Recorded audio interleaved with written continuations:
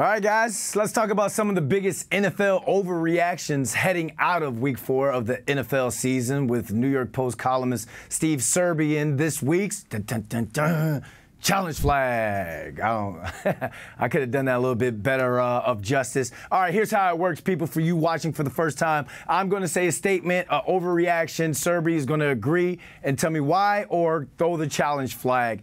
Wait to see what the challenge flag is going to be, people. We got a special little prop for you guys. All right, Serby, you ready? Challenge towel. Challenge towel. We will change the segment name after this. First one, the Buffalo Bills exposed the Miami Dolphins. Throwing it. Throw it. Why? Well, look, I think we forgot how good the Bills are. We forgot how good Josh Allen can be after that fiasco against the Jets on opening night. They've got 16 sacks, 8 interceptions. Von Miller hasn't even played for them yet. And look, the Bills Mafia makes that a tough place to play.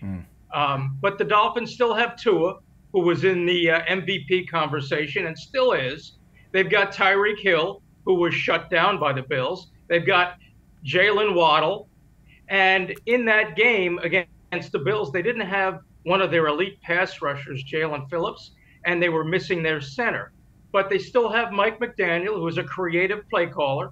And Vic Fangio, for some reason, struggles against the Bills, but he's an elite defensive coordinator. So I'm sorry, I'm throwing the challenge towel on that one. The Dolphins have not been exposed. Yeah, they're also missing Jalen Ramsey to be that CB2 opposite of Xavier Howard. So when he gets back, that'll shore up that secondary as well. And then when those two teams play again, if they're full strength, then we can kind of we'll go back to that when it's time. All right, the second one, the Bengals are the biggest disappointment through 4 games. Nope, got to throw it again. Oh, threw it too far that time. Not to me, they're not. My preseason prediction, I had the Bengals missing the playoffs. Wow. Now, I didn't know that Joe Burrow would be plagued by a calf injury and is a shell of himself.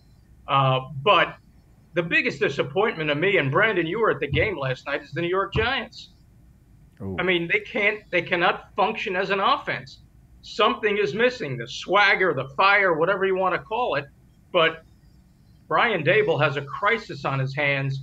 I thought they'd make the playoffs. I thought the second year of Dable and Kafka and Daniel Jones, that triumvirate together, would ascend. And the second year under Wink Martindale, I thought that defense with Kayvon Thibodeau and Azeez Ojulari, that would work. Now, yes, they were missing Andrew Thomas, and God, they badly miss him, and Saquon Barkley, who's the heartbeat of that offense, really. But that's no excuse. The Seahawks were missing guys, too. So, the Giants are in big trouble. They're 1-3 and looking at 1-5 with road games in Miami and in Buffalo. You were there last night, Brandon. What did you think? I mean, it was a big disappointment, honestly. Anytime that the hype or the noise and the expectation rises when it comes to this team, they don't reach that mark. They have yet to do that, especially on prime time. And we got another Giants challenge flag statement coming up, so we'll go into further detail on them. The third one, Texans quarterback C.J. Stroud will win Offensive Rookie of the Year. Well, my preseason pick was Bijan Robinson, but when a quarterback starts off the way C.J. Stroud is starting out, no interceptions, 6 TD passes. Right now, I'm not going to throw the challenge flag on that one. The guy looks like a natural. He's a leader. He loves Houston. He's made stars out of Nico Collins and Tank Dell. And, remember when he was drafted, there was all this talk about his 18% score on this S2 cognition test. Well, his response to that was, I'm not a test taker. I'm a quarterback. I'm a football player.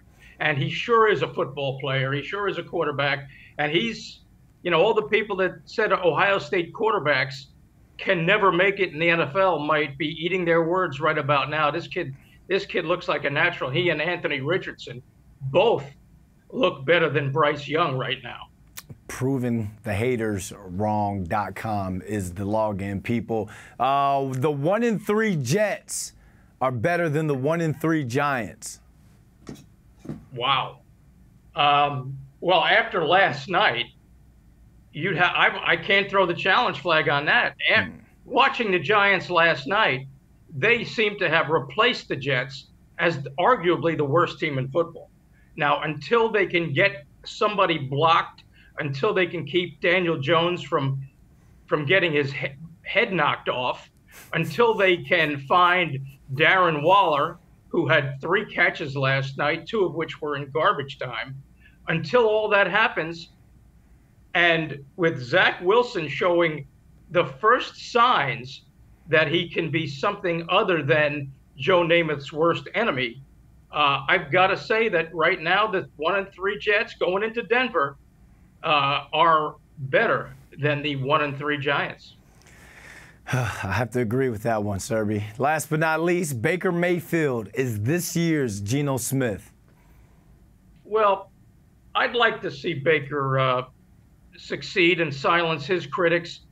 Look, he's in a situation where he's got Mike Evans, who's banged up right now with a hamstring, and he's got Chris Godwin, and he's got a tight end named Oten that he can rely on, and he's got a running back that looks capable in Rashad White, and he's got a defensive head coach. So why not for Baker? Baker all these years was doing more commercials than throwing touchdown passes, and he's in a division that's very winnable. So kudos to him. Maybe he's matured a little bit. Maybe he's grown up a little bit. So I'm not going to throw the challenge flag on that one. I'm going to say, yeah, he's going to be this year's Geno Smith. Yeah, they wrote him off, but he ain't right back. He ain't right back, though. The TB stands for Tampa Baker. All right, Serby, thanks for joining us. Thank you. See you, Brendan. Thanks.